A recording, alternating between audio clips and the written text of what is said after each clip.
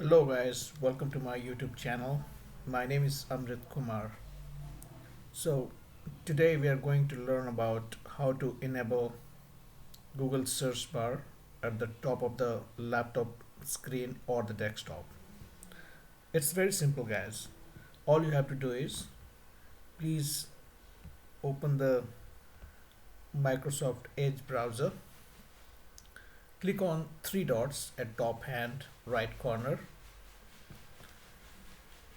and the third last option will be settings. Within the settings, you have to click on privacy search and services from the left panel, from, from the left side. Now, the very last option will be search and connected experiences. Please click on it. Then you have to click on again, very last option will be address bar and search. Please click on it. And then the second last option is search engines here. Please click on it.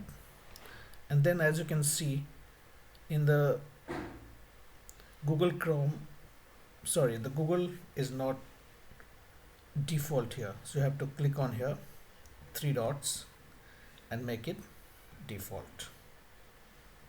And after that, again you have to click on three dots and you have to go to the more tools and click on launch search bar.